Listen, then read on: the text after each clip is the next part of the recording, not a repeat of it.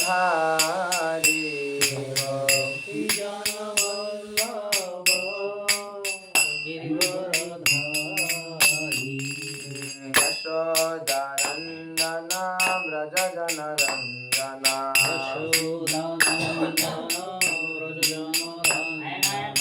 যমুনা তীর বনচারি যমুনা তীর বনচারি জয় রাধা মাধব কুঞ্জ বিহারি জয় রাধা মাধব কুঞ্জ বিহারি হরে কৃষ্ণ কৃষ্ণ কৃষ্ণ হরে হরে হরে রাম রাম রাম হরে হরে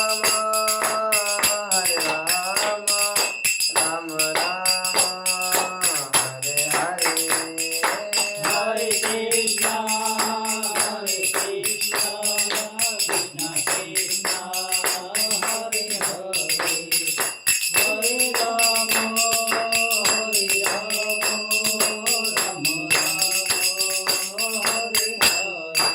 जय श्री श्री गौर नित्यानंद की जगत प्रभुपाद की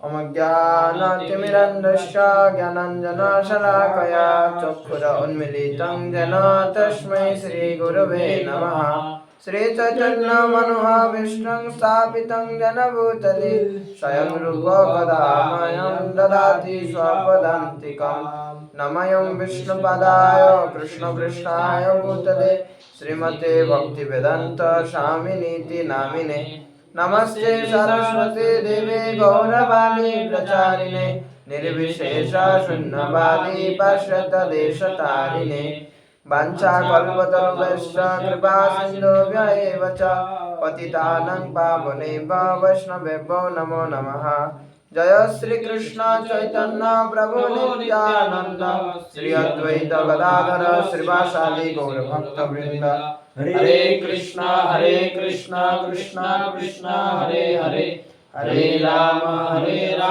राम राम हरे हरे ओम नमः भगवते वासुदेवाय Om Namo Bhagavate ओम नमः भगवते वासुदेवाय Om Namo ओम नमः भगवते वासुदेवाय नारायणं नमस्कृतं नरं चैव नरोत्तमं देवीं सरस्वतीं व्यासं ततो जयमुदीरये नष्टप्रायेषु अभद्रेषु नित्यं भागवत सेवया भागवतोत्तमश्लोके भक्तिर्भवति नैष्टिकी मूकं करोति वाचालं पङ्गुं लङ्घयति गिरिं यत्कृपातमहं वन्दे श्रीगुरुदिनतारिणं श्रीपरमानन्दमाधवं श्रीचैतन्यचन्द्रेश्वरं हरि ओं तत्सत् नमः विष्णुपादाय कृष्णपृष्ठाय भूतले श्रीमते जयपताका स्वामिनिधि नामिने नमो आचार्य पदाय निताय कृपापदायिने गौरकथा धामदाय नगर ग्राम तारिणे पतित पावन गुरु महाराज की जगत गुरु प्रभुपाद की जय श्री श्रीमद् भागवतम की Jai. हरे कृष्ण तो শ্রীমদ্ ভাগবতম আমরা জানি যে ভগবান যখন গ্রন্থ অবতারে যখন নিজেকে যখন প্রকাশিত করে তখন কি হয়ে যায় শ্রীমদ্ ভাগবতম রূপে উনি নিজেকে প্রকাশিত করে অনেক অনেক ধর্মশাস্ত্র গ্রন্থের ভিতরে শ্রীমদ্ ভাগবতম হচ্ছে কি সর্বশ্রেষ্ঠ গ্রন্থ ঠিক আছে কারণ এটা ভগবানের সাক্ষাৎ সচ্চিদানন্দ বিগ্রহ ঠিক না ভগবান যে কোনো রূপেই গ্রহণ করতে পারেন উনি ব্রহ্মার নাক থেকে বরাহ রূপে আসেন পিলার থেকে উনি নৃসিংহদেব রূপে আসেন যে কোনো মৎস্য অবতার কুর্ম অবতার যে কোনো অবতারে আসতে পারেন এটা গ্রন্থ অবতারে আসা ওনার জন্য কোনো একটা বড় একটা ব্যাপার না ঠিক আছে তো এই গ্রন্থগুলো যখন আচার্য যখন লিখতেন শ্রীনিবাস আচার্য বা অন্যান্য আচার্যরা যখন লিখতেন আগের কি ছিল আমাদের যে শ্রীনিবাস আচার্য যখন উনি যখন গ্রন্থ অধ্যয়ন করবেন যখন ভাগবতম অধ্যয়ন করবেন যখন ভেবেছেন তখন উনি ওয়েস্ট বেঙ্গলে ছিলেন পশ্চিমবঙ্গে যখন ভেবেছেন যে উনি গ্রন্থ অধ্যয়ন করবেন উনি তখন ভাবেন যে তখন তো শ্রী চৈতন্য মহাপ্রভু ছিলেন না শ্রী চৈতন্য মহাপ্রভু তখন নিজের লীলা সংবরণ করেছেন এবং তখন তিনি ভাবেন যে উনি শ্রীমদ্ ভাগবতম কার কাছে অধ্যয়ন করবেন এরকম অধ্যয়ন করানোর মতন শিক্ষক নেই। তখন শ্রীনিবাস আচার্য উনি যায় গদাধর পণ্ডিতের কাছে। গদাধর পণ্ডিত তখন উড়িষ্যাতে ছিলেন। তো যখন গদাধর পণ্ডিতের কাছে যায় এবং গদাধর পণ্ডিত শ্রী চৈতন্য মহাপ্রভুর ভাবে, শ্রী চৈতন্য মহাপ্রভুর বিরহে এরকম ক্রন্দন করতেন যে গদাধর পণ্ডিত খালি ভাগবতম এভাবে খুলতেন আর ওনার চোখের জলের দ্বারা সমস্ত পেজ, ভাগবতমে যত পৃষ্ঠা রয়েছে সমস্ত পৃষ্ঠা এমনি এমনি ভিজে যেত, আর পড়তে পারতো না। নেক্সট আবার একটা ভাগবতম লাগে, কারণ সমস্ত পেজ অঝরে জল পড়তে থাকতো। ভাগবতম খুলতো, পড়তো না, ভাগবতম খালি খুলতো গদাধর পণ্ডিত। ভগবান শ্রী চৈতন্য মহাপ্রভুর প্রতি ওনার এরকম অগাধ প্রেম, এরকম অগাধ বিরহ প্রেম, এই বিরহ প্রেমের দ্বারা সমস্ত ভাগবতম ভিজে যেত। তখন শ্রীনিবাস আচার্য যখন গদাধর পণ্ডিতের কাছে যখন পড়তে আসে ভাগবতম, তখন গদাধর পণ্ডিতের এরকমই অবস্থা হয়। এবং এরকম অবস্থা হওয়ার সময় যখন ভাগবতম যখন সম্পূর্ণ ভিজে যায়, তখন গদাধর পণ্ডিত বলে যে এখন তো সমস্ত ভাগবতম ভিজে গেছে, কি করব আমি, এখন তুমি আবার যাও, তুমি পশ্চিমবঙ্গে গিয়ে আবার তুমি ভাগবতম নিয়ে আসো, ওখানে ভাগবতম আছে। আগে এরকম বইটার ব্যবস্থা ছিল না, আগে মানুষ হাতে রাখতো, ঠিক না, প্রিন্টার তো কোনো প্রেস তো ছিল না, স্বপ্ন প্রেস, ঠিক না। তো গদাধর পণ্ডিত তখন বলেন শ্রীনিবাস আচার্যকে যে তুমি যাও, তুমি গিয়ে নিয়ে আসো। তখন যখন শ্রীনিবাস আচার্য যখন যায়, তখন তখন ওখান থেকে আগে তো হেঁটে হেঁটে মানুষ যেত, তো ওখান থেকে গিয়ে ভাগবতম নিয়ে আস্তে আস্তে গদাধর পণ্ডিত লীলা সংবরণ করেছেন। গদাধর পণ্ডিত শ্রী চৈতন্য মহাপ্রভুর ভাবে উনিও দেহ রেখেছেন। তখন উনি ভাবছেন শ্রীনিবাস আচার্য যে আমি কোথার থেকে এখন ভাগবতম আমি শিখবো, ভাগবতম আমি কোথার থেকে অধ্যয়ন করবো, ঠিক আছে, কোথার থেকে আমি ভাগবতম অধ্যয়ন করবো। তখন ওখানে গদাধর পণ্ডিতের যারা পার্শ্বদগণ ছিলেন, ওনারা ওনাকে বলেন যে তুমি যাও বৃন্দাবনে যাও, যাও, ওখানে জীব গোস্বামী, রূপ গোস্বামী, সনাতন গোস্বামী ওনারা রয়েছেন, গোস্বামীগণ রয়েছেন, তুমি ওনাদের থেকে ভাগবতম পড়ো। তো ওখানে যখন যায়, ওখানেও যখন যেতে যেতে এত সময় লেগে যায়, ওখানেও রূপ গোস্বামী ওনারা বা কোন গোস্বামী, অনেক আগে এটা পড়েছিলাম, ওখানেও গোস্বামীগণ ওনারাও দেহ রাখেন। তো শ্রীনিবাস আচার্য অনেক ক্রন্দন করে যে আমি কি ভাগবতম কি কোনো জায়গায় আমি পড়তে পারবো না, যে আমি যেখানেই আমি ভাগবতম পড়ার জন্য যাচ্ছি ওখানেই দেখি গোস্বামীগণ পার্শ্বদগণ ওনারা দেহ রাখছেন, আমি কোথা থেকে ভাগবতম পড়বো। তখন যখনই শ্রীনিবাস আচার্য যখন অনেক কষ্ট করে, যখন এক আচার্য থেকে নামটা ভুলে গেছি আমি, কোনো গোস্বামীর থেকে উনি যখন ভাগবতম যখন অধ্যয়ন করার পর ওনাকে প্রচারের জন্য পাঠানো হয় শ্রীনিবাস আচার্যকে, যে যাও তুমি পশ্চিমবঙ্গে যাও, এই সমস্ত ভাগবতম নিয়ে যাও, এখানে এগুলো সমস্ত ভাগবতম তুমি বাংলা ভাষাতে অনুবাদ করো, বাংলা ভাষাতে অনুবাদ করে বাংলা ভাষাতে সমস্ত কিছু এগুলো তুমি লিখে এগুলোকে তুমি প্রচার করো। গ্রন্থ বিতরণ ওই সময় থেকে স্টার্ট হয়েছে। গ্রন্থ বিতরণ এরকম না যে গ্রন্থ বিতরণ যে ওখানে খালি আমরা মঙ্গলবারে করছি, না, মহাপ্রভুর সময় থেকে গ্রন্থ বিতরণের প্রচলন স্টার্ট হয়েছে। কিন্তু আমরা এখন এত দুর্ভাগা মানুষ, আমরা দুর্ভাগা যে শ্রীনিবাস পণ্ডিত বা আচার্যগণ এত কষ্ট করে ওনারা যে লিখেছে না, এখন তো প্রিন্টার বা কম্পিউটারে ঢেলে দাও, কম্পিউটারে আপলোড করে দিলে বা ধুম প্রিন্ট হচ্ছে। এই একটা ভাগবতম প্রিন্ট করতে কত সময় লাগবে, ঠিক না, হাজার কপিস একদিনে প্রিন্ট হয়ে যাচ্ছে, ঠিক না। কিন্তু আগের দিনে আচার্য যখন হাতে লিখে কত দূর, ভাবুন শ্রীনিবাস আচার্য পণ্ডিত ভাগবতম অধ্যয়ন করার জন্য উনি কত দূর গিয়েছেন, ওনারা দেহ রেখেছেন, উনি কাঁদছেন ভাগবত আমি কোথার থেকে শ্রবণ করবো, কোথা থেকে আমি পড়বো। কিন্তু এত সুন্দর ভাগবতম আমরা এখন এত সুলভ অবস্থায়, সুলভ ব্যবস্থার দ্বারা আমরা পাচ্ছি, এত কম টাকাতে আমরা পাচ্ছি, কিন্তু তবুও আমরা ভাগবতম পড়ার জন্য আমাদের রুচি হচ্ছে না, ঠিক না। আচার্যগণ ওনারা হাতে লিখে ওনারা কি করতেন, বিতরণ করতেন। একটা ভাগবতম লেখা, আবার ওইটার থেকে আবার কপিস বানানো সেম ভাবে লেখা, এটা কত সময় লাগে, হাতে লেখা। ধামালি কথা, আপনি এই বইটা লিখতে কত সময় লাগবে আপনার এই বইটা, তো খালি কপি করবেন, সমস্ত কিছু আছে, শুধুমাত্র কপি করতে কত সময় লাগবে, আবার তো 5 বছর লাগবে। তো এরকম 18টা বই ওনারা হাতে লিখে ওগুলোকে বিতরণ করতেন, আবার লিখতেন, আবার বিতরণ করতেন। তো তার জন্য আমাদের আচার্যগণ যে এত কষ্ট করে গেছেন, এই কষ্টের ফলটা আমরা কিভাবে দিতে পারবো, মানে কষ্টের ফলটা আমরা কিভাবে ওনাদেরকে সম্মান দিতে পারবো, যখন আমরা এই ভাগবতমটা যখন আমরা খুলে পড়বো, তখন প্রত্যেকটা শব্দতে, প্রত্যেকটা অক্ষরে আমরা নিজের আচার্যগণকে আমরা সম্মান প্রদর্শন করছি। আমরা প্রত্যেকটা শব্দতে, প্রত্যেকটা অক্ষর যে আমরা যে পড়ছি, তার দ্বারা আমরা আচার্যগণকে আমরা সম্মান প্রদর্শন করছি। যে আপনারা যে এত কিছু লিখেছেন এত কষ্ট করে, তার জন্য আমরা আজকে তার জন্যই তো পড়তে পারছি না। যদি ওনারা যদি না লিখতেন এত কষ্ট করে, পারতাম আমরা? তো ওইটাই, তার জন্য ভাগবতের মাহাত্ম্য এত, যে মানে এই মানে কি বলবো এটা, যে পায়ে মাথার ঘাম পায়ে ফেলে ওনারা এই ভাগবতম লিখেছেন এরকম। তো ঠিক আছে, আজকে আমরা এই শ্রীমদ্ ভাগবতমেরই আমরা একটি শ্লোক আমরা পড়ব। শ্লোক নম্বর 6, 1 নম্বর অধ্যায়, 1 নম্বর স্কন্দ, 18 নম্বর অধ্যায়, শ্লোক নম্বর 6। বলবেন, যস্মিন হনি জর্হেব ভগবান উৎসর্জ গাম তদা এব ইহ অনুবৃত্ত অসৌ অধর্ম প্রভব কলি।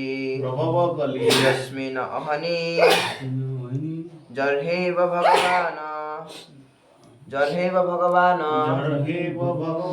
উৎসর্জ গাম তদা এব ইহ অনুবৃত্তঃ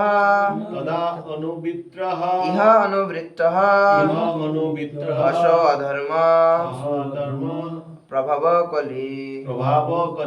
যস্মিন হনি জর্হেব ভগবান উৎসর্জ গাম তদ এব ইহ অনুবৃত্ত অসৌ অধর্ম প্রভব কলি।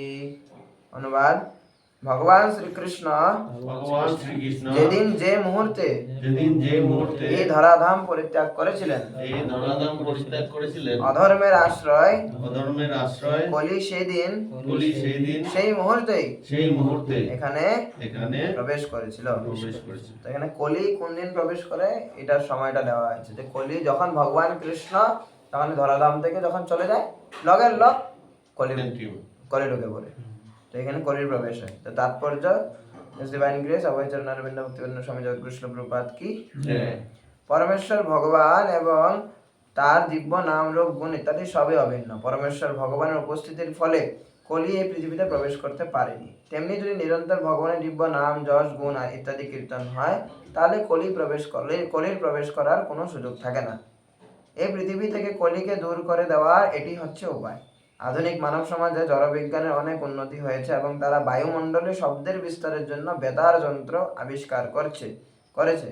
এখন ইন্দ্রজিতের জন্য কতকগুলি অর্থহীন শব্দ তরঙ্গায়িত না করে রাষ্ট্রনেতার যদি শ্রীমদ্ ভাগবতের ভিত্তিতে ভগবানের দিব্য নাম যশ এবং লীলার অপ্রাকৃত শব্দ তরঙ্গ বিতরণ করেন, তাহলে এক অনুকূল পরিস্থিতির সৃষ্টি হবে এবং সারা পৃথিবী জুড়ে ধর্মের পুনঃপ্রতিষ্ঠা হবে।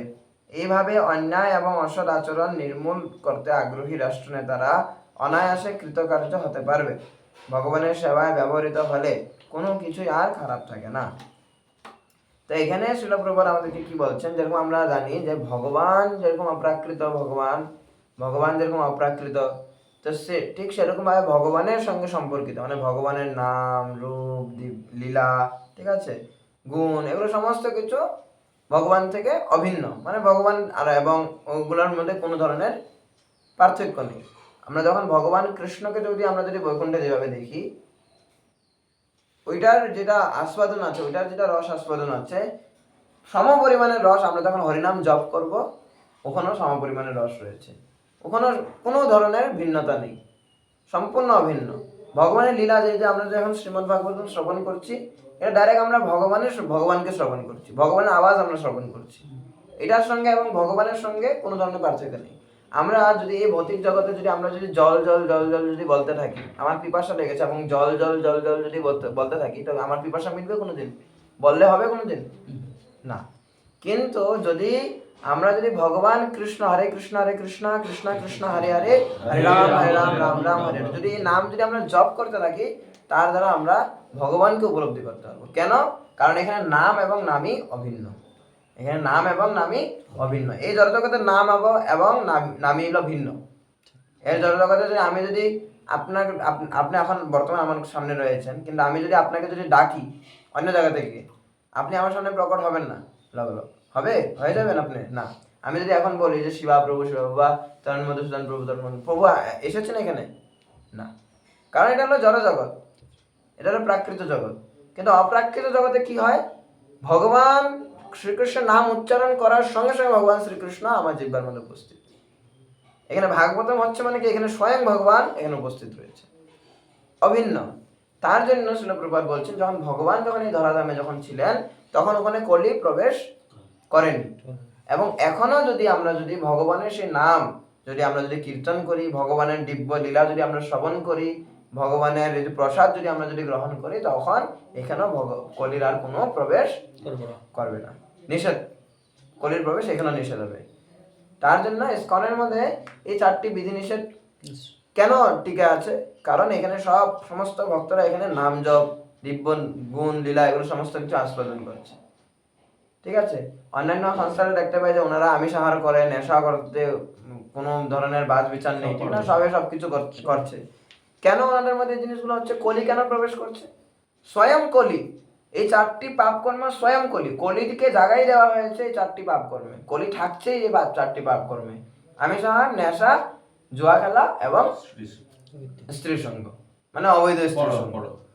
তো এই 4টা জিনিসে কলির স্থান, কলিকে এই 4টা ঘর বানিয়ে দেওয়া হয়েছে, কলি এই 4টা জিনিসে থাকবে। কিন্তু অন্যান্য সংস্থার মধ্যে কেন কলি প্রবেশ করছে? কারণ ওখানে নাম জপ হচ্ছে না, কারণ ওখানে নাম জপ হচ্ছে না, কারণ ওখানে ভগবান কৃষ্ণকে কেন্দ্র করা হচ্ছে না, তার জন্য কলি প্রবেশ করছে।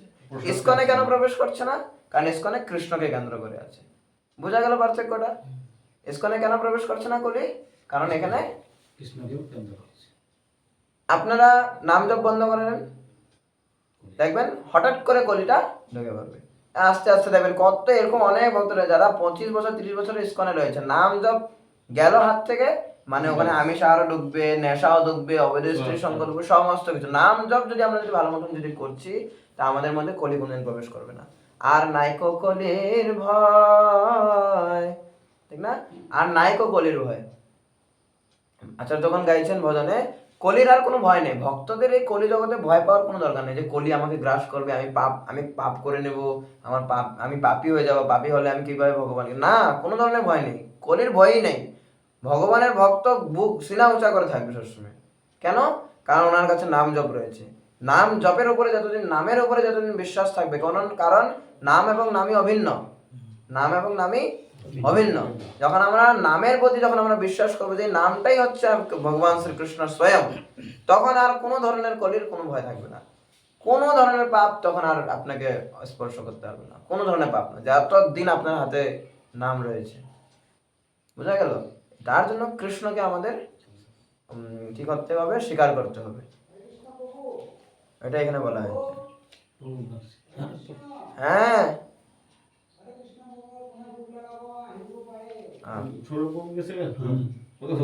তো নেক্সট শ্লোকে আমরা বলি, আপনারা আবার বলবেন, নানুদেস্তি কলিং সম্রাট সারঙ্গ ইব সারভো কুশল্যা নাশু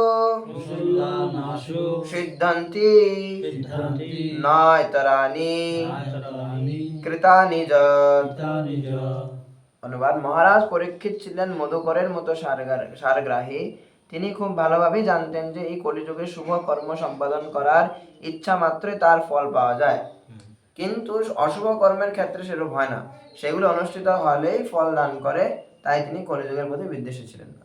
আচ্ছা, কলিযুগের অনেক খারাপ গুণ রয়েছে, কিন্তু এখানে কলিযুগের এখন গুণগুলো দেওয়া হচ্ছে যে কলিযুগের মধ্যে গুণ কি আছে।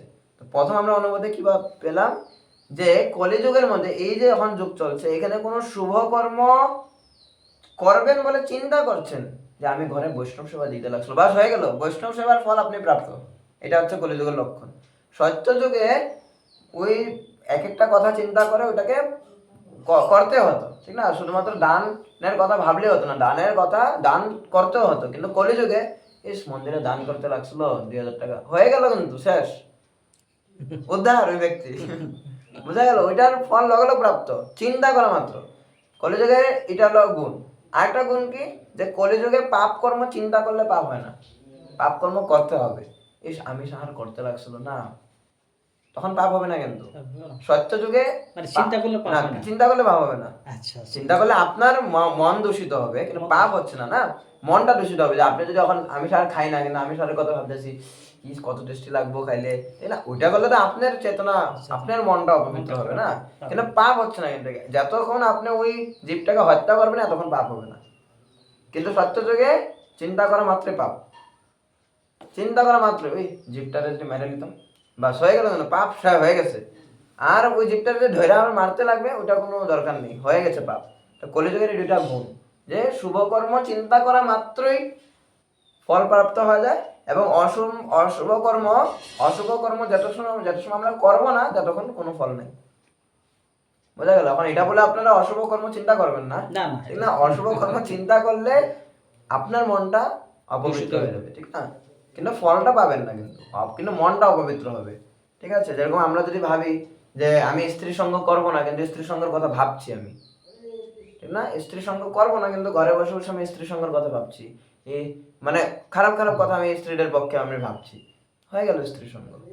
মানে পাপ হচ্ছে না, কিন্তু আপনার মন অপবিত্র হয়ে যাবে, মনটা অপবিত্র হয়ে যাবে। তার জন্য ওখানে বর্তমান এই যে মোবাইল রয়েছে, এই মোবাইলের মধ্যে কত ধরনের খারাপ খারাপ যেগুলো ওয়েবসাইট যেগুলা মধ্যে দেওয়া হচ্ছে, আমি ক্লিয়ারলি বলছি এগুলা, কারণ এগুলা আলোচনা করা দরকার। মোবাইলের মধ্যে বিভিন্ন ধরনের খারাপ খারাপ জিনিস ওয়েবসাইটের মধ্যে ইজিলি এগুলো দেওয়া হচ্ছে।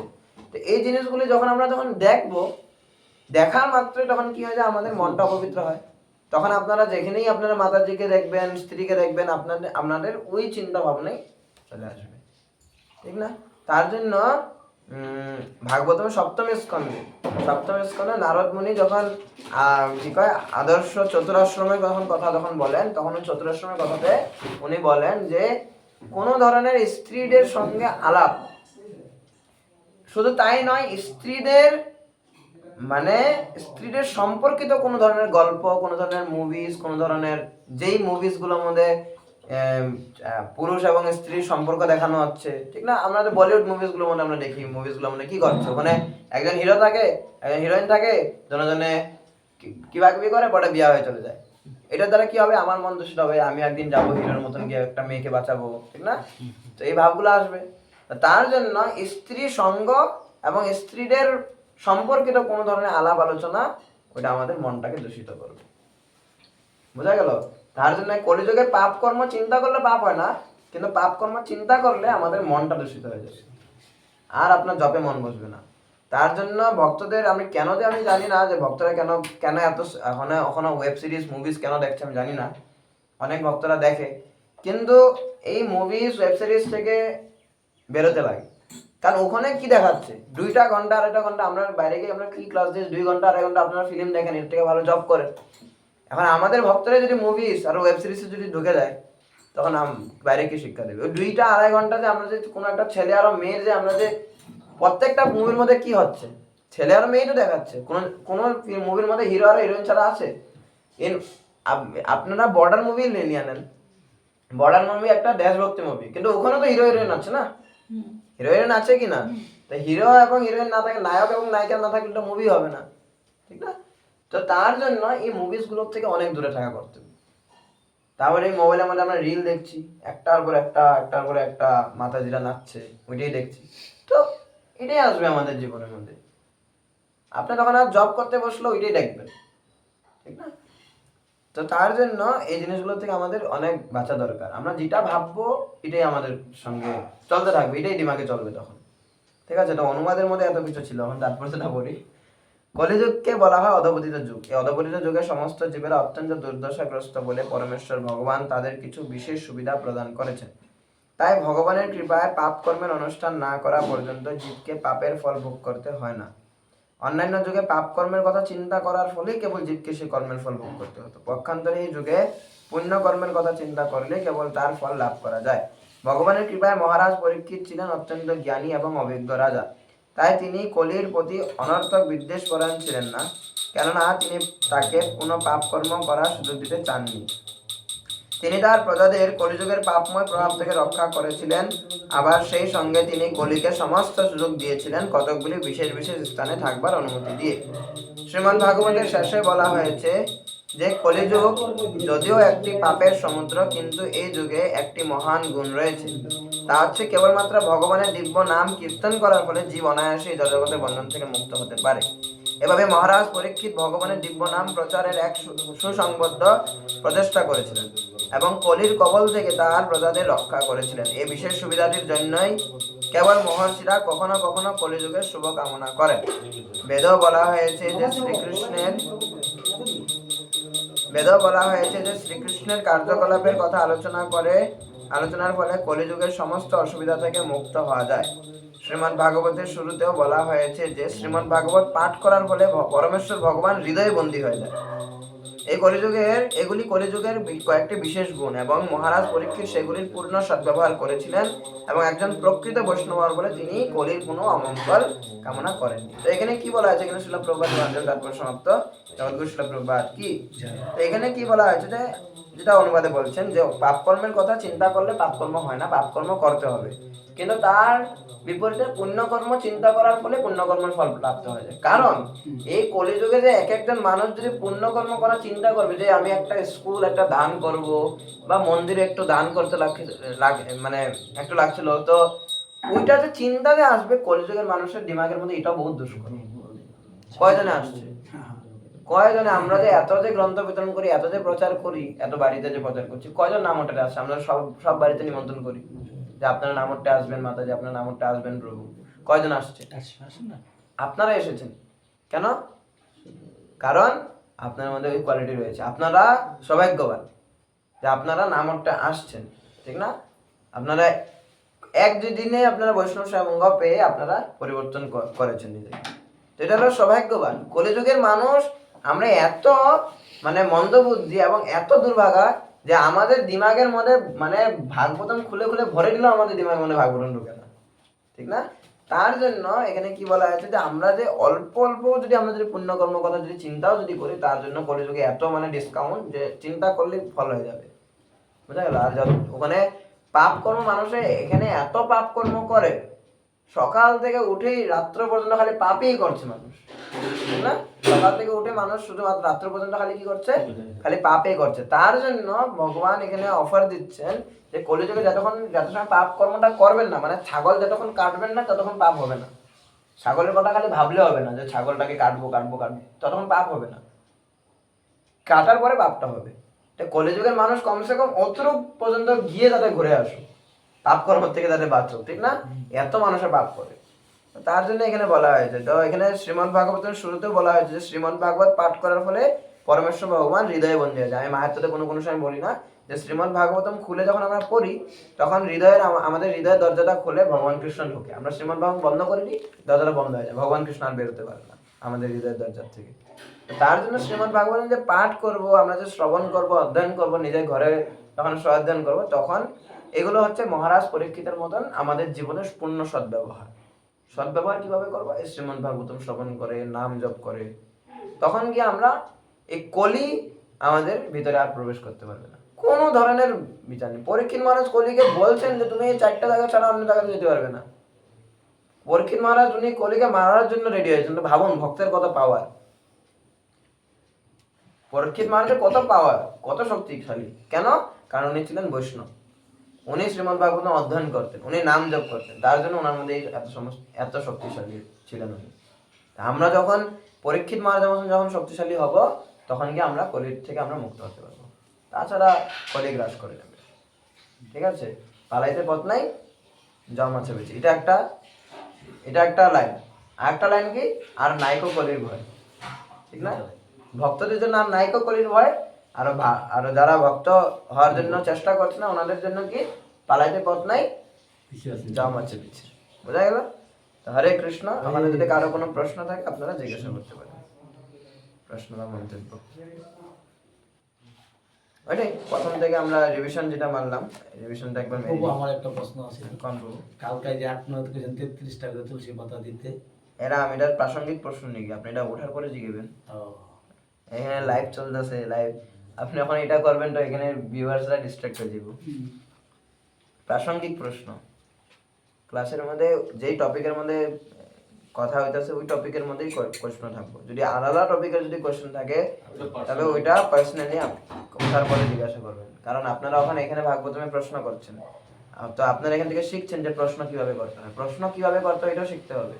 ঠিক না? তো কালকে যদি আপনি যদি মায়াপুর যান সকাল 8টার সময় যখন ভাগবতম ক্লাসটা যখন হবে, এক একজন যে মহারাজ বসে, মহারাজা ওখানে ক্লাস দিয়ে উঠলো কলি আর পাপের ব্যাপারে, আপনি এখন জিজ্ঞেসেন বহু মহারাজ 3 বার জোগাড় কেন দেয় প্রশ্নের মধ্যে, তবে তো মহারাজটা তখন রাগ করবে, লগে লগ কোয়েশ্চেন স্কিপ, লগে লগ বসে দেওয়া হবে আপনাকে, ঠিক না? তো প্রাসঙ্গিক প্রশ্ন মানে যেইটা টপিক অন দ্য টপিক, এরকম আলাদা টপিকের কোয়েশ্চেন আলাদা করে পাঠ থেকে উদ্ধার করে,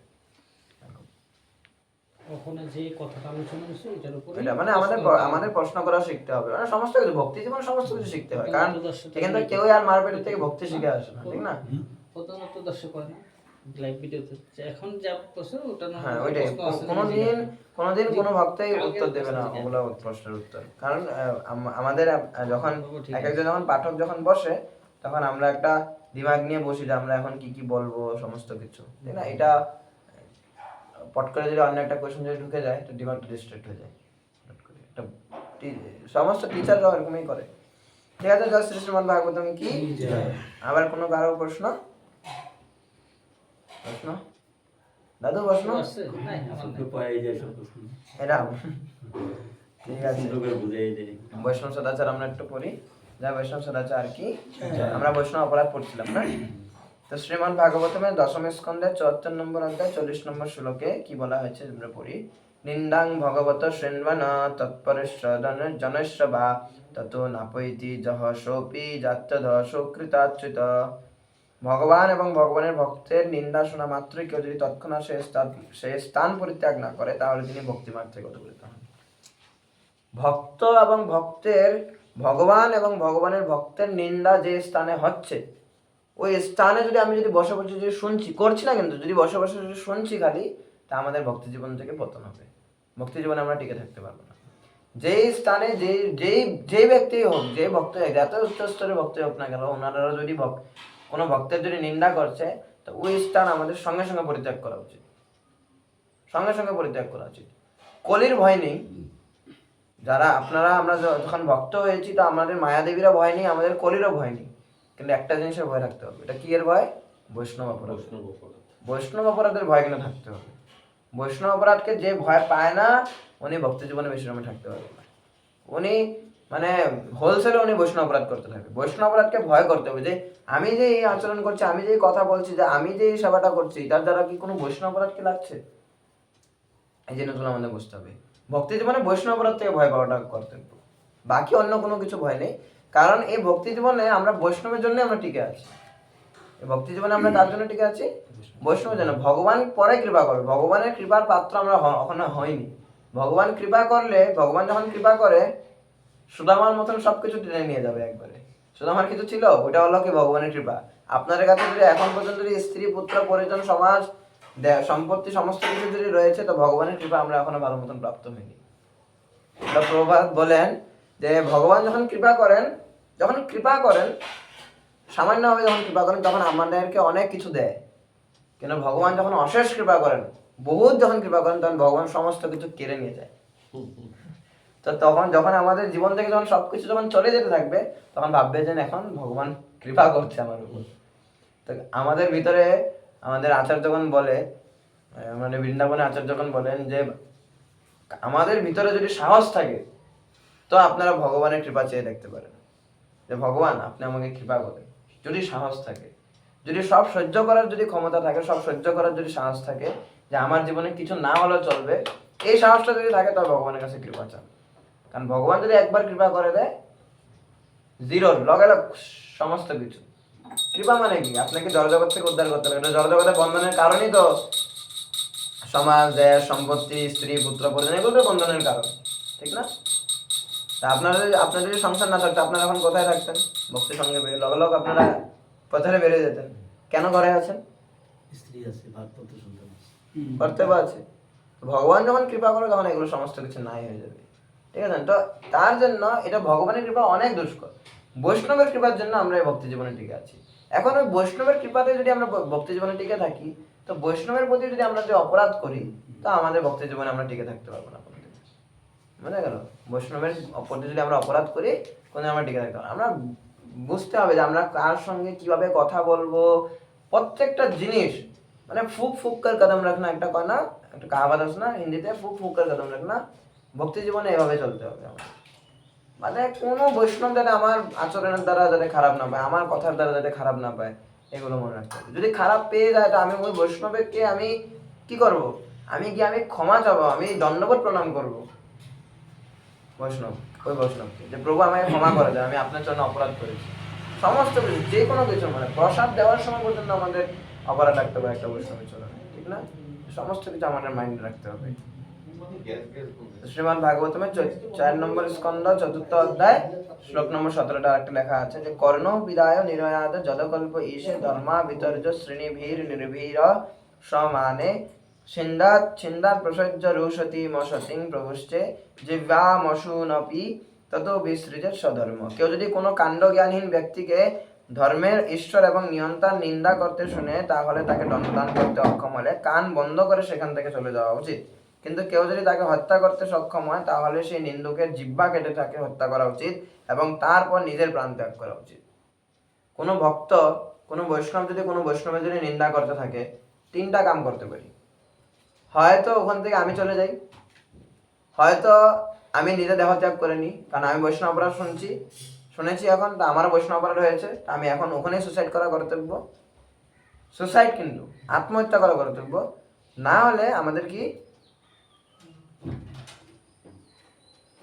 নাহলে আমাদের কি, যে বৈষ্ণব অপরাধ করছে, যে বৈষ্ণব ভক্তদের অপরাধ করছে, ভক্তদের নিন্দা করছে, জিহ্বা কেটে দেওয়া উচিত, না নাহলে প্রাণদণ্ড দেওয়া উচিত। প্রাণদণ্ড দিয়ে নিজে সুসাইড করে নাও। কারণ এখন কোনো ভক্তকে, ওই ভক্ত যতই খারাপ হোক, ওই ভক্তকে যদি আমি হত্যা করেছি, আমারটা বৈষ্ণব অপরাধ লাগছে, আমি আবার দেহ ত্যাগ করে নেবো। কি অপরাধ? ওইটার জন্য তো আমি বলছি না প্রাণ ত্যাগ করে নেবো, আমি নিজে সুসাইড করে নেবে আবার, তার জন্য আমি সুসাইড করে নেবো। কোনো ভক্ত যদি কোনো ভক্তের যদি নিন্দা করছে আর আমি যদি ওখানে দাঁড়িয়ে আছি, 3টা কাম কর্তব্য। হয়তো আমি ওই জায়গায় স্থান ত্যাগ করব, 3টা কাম করতে হবে, স্থান ত্যাগ করব। 2 নম্বর আমি ওনাকে দণ্ড দেবো, পানিশমেন্ট, ওনারা পানিশমেন্ট দেবো, ঠিক আছে? বা আমরা ভালো মুখে বলতে পারি যে প্রভু আমার সামনে কোয়েন না, কারণ আমি বৈষ্ণবের প্রতি আমার অপরাধ লেগে যায়, ঠিক না? এটা বলতে পারি। বা ওই ভক্তকে আমি লগে লগ প্রাণদণ্ড দেওয়া উচিত। তো প্রাণদণ্ড তো দেওয়াটা দিতে পারবো না আমরা, বর্তমানে সরকার সবকিছু আছে না, প্রাণদণ্ড দিলে নিজে সুসাইড করতে লাগে। আমরা যদি কাউকে যদি মেরে ফেলি তা আমরা নিজেরও কি করতে হবে, সুসাইড করতে হবে। তার জন্য এত কিছু তো আমরা করতে পারি না, তার জন্য আমাদের ওই স্থানটা ত্যাগ করা উচিত, ঠিক না? স্থানটা ত্যাগ করে দিন। যেই যত সিনিয়র ভক্ত আপনাদের সামনে বৈষ্ণব মানে কোনো ভক্ত নিন্দা করছে, তো একটু কাম আছে, মিশা কথা কয়ে লাগলো ওখান থেকে চলে যান। মিশা কথা কব, ওই সময় কোনো অপরাধ লাগবো না, ওই সময় কোনো অপরাধ না, প্রভু একটু কাম আছে আমি যাই না, এটা হলো বেশ। ইগনোর। শ্রী হরিনাম চিন্তামণি 4 প্রকারের বৈষ্ণব নিন্দা: নিজ কুলোদ্ভূত বলে তাকে তারা নিন্দা করা, পূর্বের দোষ ধরুন তার নিন্দা করা, আকস্মিক দোষের জন্য তার নিন্দা করা, প্রায় দোষমুক্ত অবস্থায়ও তার নিন্দা করা। দেখো দেখেন আপনারা যে এখানে 4 প্রকারের নিন্দা, বৈষ্ণব নিন্দা 4 প্রকারের হয়। নিন্দা কেন, অপরাধ না, 4 প্রকারের নিন্দা কি কি? কেউ বহুত ছোট জাত থেকে আইসে, বহুত গরিব বা বহুত ছোট জাত থেকে আইসে, আমরা ওনারে নিন্দা করতেছি, এটা একটা নিন্দা, বৈষ্ণব অপরাধ লাগবো। পূর্বের দোষ, আগে ধরেন ওই প্রভু বা ওই মাতাজি অনেক খারাপ কাম করতো আগের জীবনে, ঠিক না? আগের জীবনে মানে কি, ভক্তি জীবনে আসার আগে ধরেন অনেক মদ খেতে বা অনেক চুরি চামারি করতো, কিন্তু ওখানে এমনটা আইতেছে, ওখানে ভক্তি জীবনে প্রবেশ করছে। তো ওনাকে আমি আগের ইতিহাসগুলা, আগের দোষ দেখা ওখানে আমি কিছু কইতাছি, তাই আমার বৈষ্ণব নিন্দা। 3 নম্বর হইলো আকস্মিক দোষের জন্য, এখন কোনো একটা ভুল করছে তার জন্য আমি নিন্দা করতেছি। কোনো সময় ভক্তরা ভুল করে না, ধরেন আমি কোনো একটা ভগবানের চরণে তুলসী পাতা দিতে আমি ভুল করলাম, তুলসী পাতা আমি উল্টা দিয়ে দিলাম, ঠিক না? বা ভগবানের আমি রুমাল দেখাইতে ভুল করে দিলাম, ঠিক না? আরতির সময় অনেক সময় হয় আমরা রুমাল দিতে ভুলে যাই, বা আরতির সময় গান করার সময় কোনো সময় লাইন ভুলে যাই, ওখানে ওইটা তো বলছি হয়েছে, কিন্তু এখন ওইটা নিয়ে যদি আমরা যদি সবাই যদি আলোচনা করি সাইডে গিয়া, যে জানেন আজকেও বাবু এতদিন হয়েছে আরতি করে এখন পর্যন্ত রুমাল বললে জায়গা, ঠিক না? তুলসী পাতা দিতে পারে না, বৈষ্ণব অপরাধ, ওইটা বৈষ্ণব নিন্দা। তারপরে কি, প্রায় দোষমুক্ত অবস্থা। প্রায় দোষমুক্ত মানে কি, আমরা এখন সবাই প্রায় দোষমুক্ত অবস্থা, ঠিক না? মানে আমি না, আপনারা সবাই প্রায় দোষমুক্ত, যে আপনারা এতদিন যত দোষ করেছেন নিজের ভৌতিক জীবনে, এখন আপনার নামটা আসছেন, আপনার ভক্তি জীবনে প্রবেশ করেছেন, আপনারা আস্তে আস্তে দোষগুলোকে শুদ্ধ করছেন, নতুন নতুন করে জিনিস শিখছেন, যে প্রভু মাত্র প্রশ্ন কিছু একটা ভুল করলেন, তো ওইটা ওখান থেকে প্রভু আর করবে না, তো প্রায় দোষমুক্ত অবস্থা। কিন্তু এখন এটা বলে আমি যদি প্রভুকে যদি নিন্দা করি, ঠিক না, তখন বৈষ্ণব অপরাধ লাগবে। তার জন্য মানুষের ভুল, ভক্তরা ভুল করতেই পারে, কিন্তু ওই জায়গাটা মানে আমরা ভালো মতন প্রভুরে ভালো মতন বোঝানিটা কর্তব্য, হঠাৎ করে এগুলা কর্তব্য না, এগুলা বৈষ্ণব নিন্দা হয়ে যায়। ঠিক আছে, তো হরে কৃষ্ণ। হরে কৃষ্ণ। যা বৈষ্ণব সদাচার কি, জয় বৈষ্ণব অপরাধ কি, জয় তাহলে গৌর ভক্তবৃন্দ জয়। বাঞ্ছা কল্পতরুভ্যশ্চ কৃপা সিন্ধুভ্যো হরে কৃষ্ণ মাতাজি।